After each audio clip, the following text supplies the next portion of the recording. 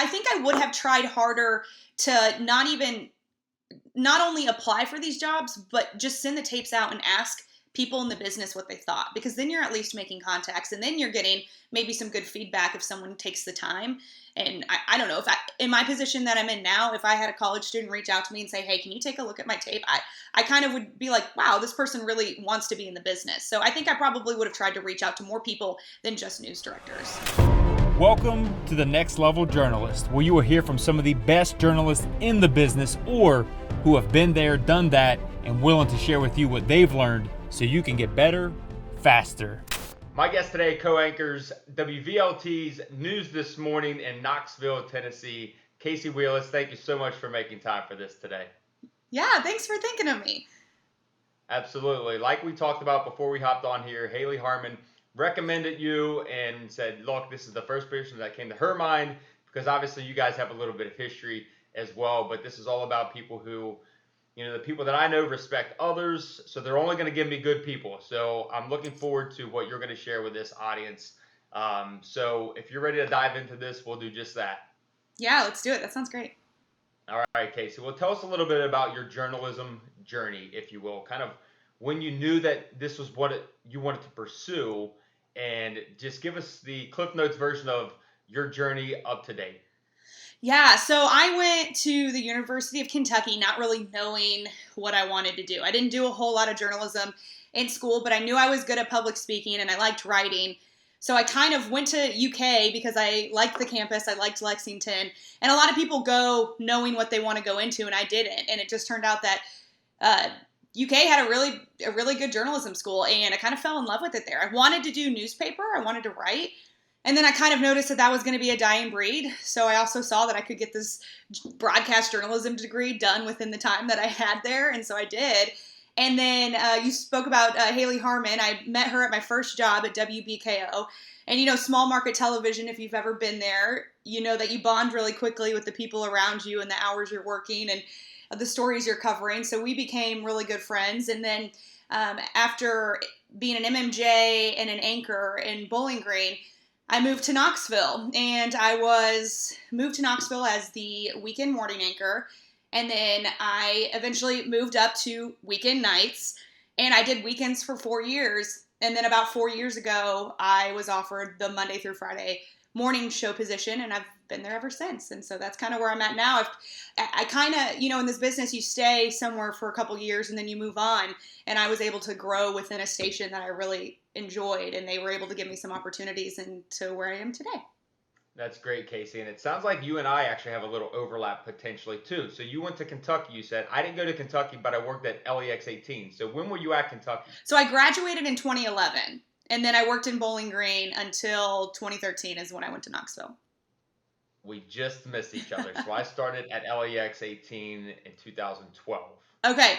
Yeah, your name sounds really familiar. I'm sure we've covered stories within the same, UK realm when I was in Bowling Green, and yeah. I'm sure we've crossed paths. Yeah, definitely. I mean, that's the crazy thing about this business. I mean, they say it's a small world. In TV, it is definitely a small world, just how easily connected we all are. Yeah, no doubt, for sure. Very small business. All right, Casey. Well, let's talk about how you landed your first job. Do you know how you landed your first job, or is it something that, I just got luckier? You tell us what worked for you and getting your foot in the door and breaking through. So I sent out, and that was back in the days when you had to actually burn the DVD discs to send out to mail.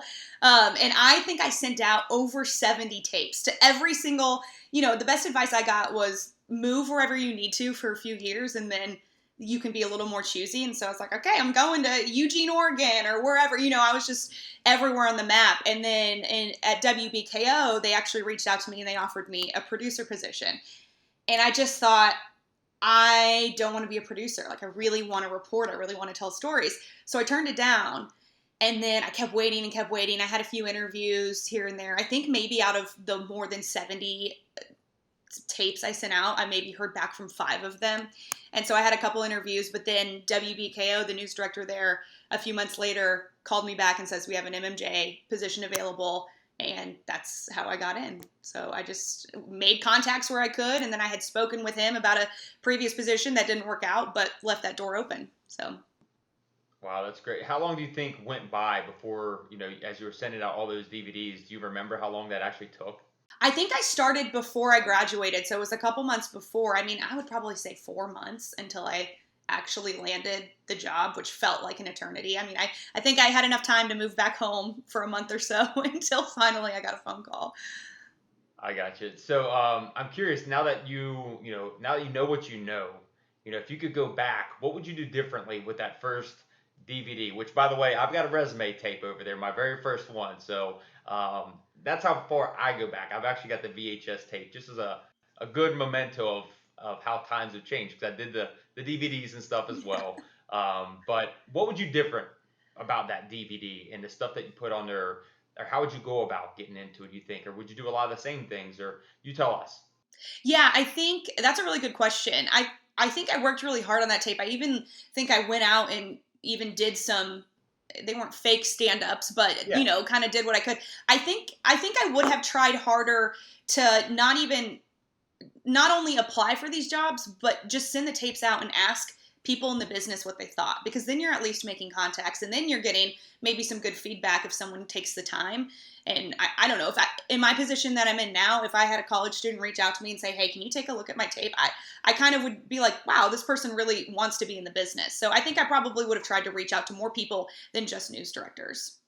Yeah, that's really good. I mean, that way you can at least start to build your little, you build your network up a little bit, and you never know how that break will work out. I like that. So when you do send out resumes and stuff like that, since you were still obviously in the business, although you're happy where you're at, not to put you on the spot, but like if you were to put together a reel, and who knows, maybe you're keeping things current. I know people that do that. So how do you go about doing that, and kind of what's your method to the madness there? Yeah, I mean, I think over the years, I try to keep something current at all times, not even just to search for jobs, but for awards and things like that. When that comes around, you always want to have something you Sure. can be able to give. And so I learned that the hard way, waiting until the year came around to be like, what shows were good? And so anytime I have a good show, I spent the money on a nice big hard drive, and anytime I have a good show, I just keep the whole show. So that way I have plenty to choose from when it is time to put that together. If I do have an award season coming up that I feel like I want to enter in something like that. So I always make sure I have plenty to choose from, because then you don't end up putting something in that's okay, it's all I have. I try to make sure I have as much as possible to choose from. Yeah, I do not miss the days of digging through Yeah. archives looking for something and hoping somebody recorded Oh, it, yeah. or what have you. So that's a scary thought. So that's awesome that you take the time to put all that stuff to the side. That way you're ready to go whenever that time Yeah. is needed. So Casey, tell us about your skill set. And most times when I ask people this, it's all about, I think, and how I phrase it. So I'm going to go and set up this way. I know it's not easy to brag about yourself, but you know what your strengths are.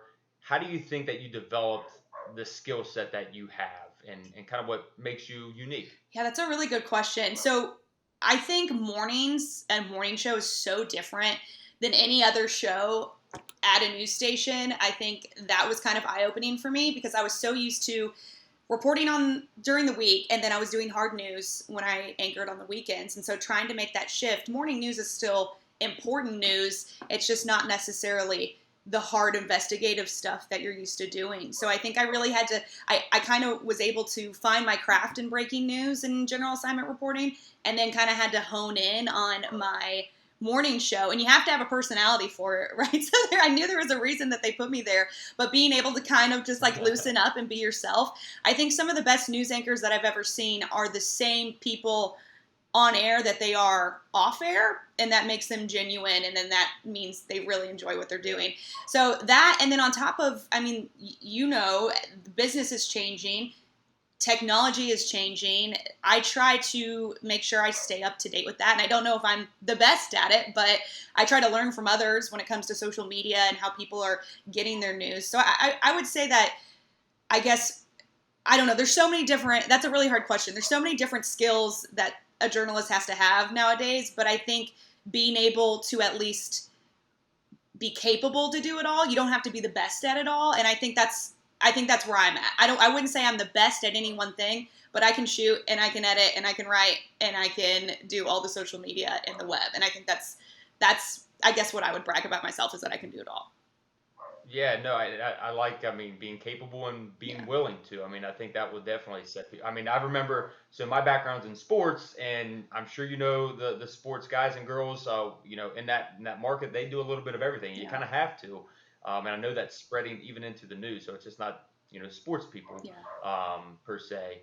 But okay, so how about maybe some challenges that you've faced in your career, something that you can look back on and say, that was a tough assignment or that was a tough season. Obviously, COVID Mm. 19 would be an easy one, but if anything else comes to mind that you remember, like that was tough, it pushed me to my limits. I learned Mm. this from that and I got better. Anything come to mind as far as, challenging at your craft and that helped make you better? It's a really good question. A couple different like specific stories pop up. I mean, obviously COVID, but even before then, I covered some tornadoes that happened in the Nashville area, which is about 2 hours from me. And I've been around devastation before, but more than 20 people died. And so there was just like destruction all around you. And, when you're in the scene and you're moving and you're doing all the things, you try not to like get emotional and let that affect you. And I think that was so hard to be able to tell these people's stories without getting emotional with them. You had to really grow in your professionalism. And that was a year and a half ago. So that was towards the end of my career.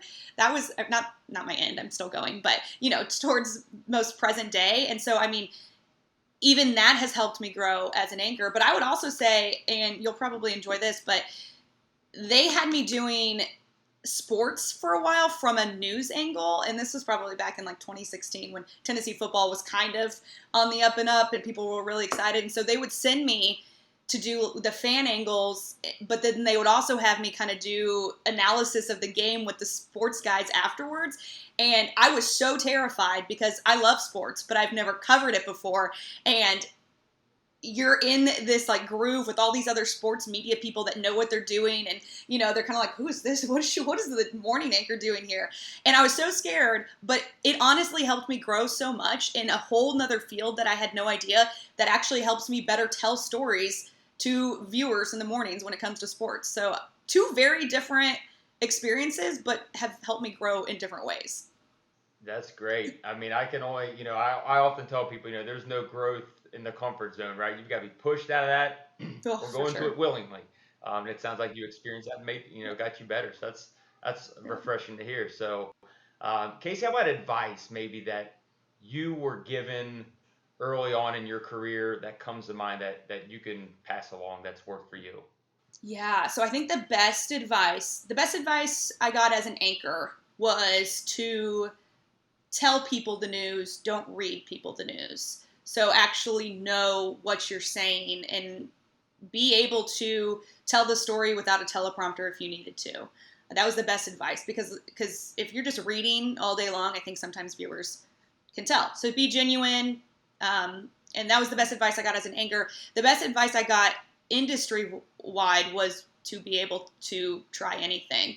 I know this business, a lot of people who have been in it for 10, 20 years kind of get stuck in their ways and you can get left behind really quickly. And so I think as technology changes, it's up to your own self to learn how to do that and to make sure you're not left behind. Yeah, for sure. And is there advice maybe that you've discovered that maybe that is unique for you that you'd like to pass along that you think would benefit anyone aspiring to be in your shoes one day? And I thank you for specifying anchor and in general because I didn't really specify. But any advice in general that you think that this is something that I've learned from my experience that I can pass along. Yeah. So, as you know, there's no shift that's really great at this job. I get up in the middle of the night, but I have my days. And I worked weekends for 4 years, and it's really easy to get stuck in a rut and think, oh, this stinks, and this is gonna be forever. But if you really love the job and you really love what you're doing, the best part about this business is that opportunities are always popping up. So you might be on weekends, or you might be in a small town for a couple of years, but it's not forever. And if you really love it, you'll get to where you want to be. So I would just say don't give up and don't quit because it's hard if you love it. If you love it, it'll be worth it in the end. Yeah, and some of my best years when I reflect on my experience, lifelong friends is the first thing that Yeah. comes to my mind. It took me to West Texas, and it sounds like, you had a similar experience. Yeah, I mean, Haley Harmon, she was at my wedding, after all of that. So you really do make lifelong friends because you're in these situations, but it makes you better. And it makes you a better person, too, for sure.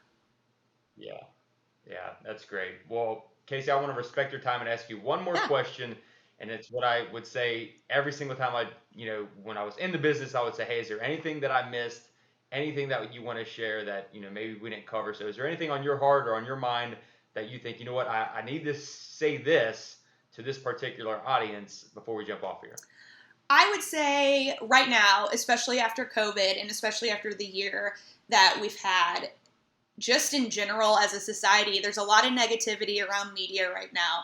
And I would just say, if you are looking to get into the business, don't let that deter you, because we still have a job to do. And I think at the end of the day, you can really make a difference. You might be going through some viewers who might not appreciate the work that you're doing, but you are making a difference. And I think local journalism is so important because we are part of these communities too. So I think we want more aspiring young journalists to help us kind of get that message across and do our job. And learn from the right people like yourself. Casey, that was great. I couldn't agree anymore. So, Awesome. Casey, thank you so much for your time and everything that you shared with us today. Yeah, thank you so much for having me. I really appreciate it. And thank you for checking out this channel. If you found this content beneficial, I'd appreciate it if you hit that like button, hit that subscribe button, and share it with someone you think might find it beneficial as well, because this channel was simply started and created to serve you, to help others grow, to learn how other successful TV journalists do or did it. So take what serves you so you can get better faster and reach your next level.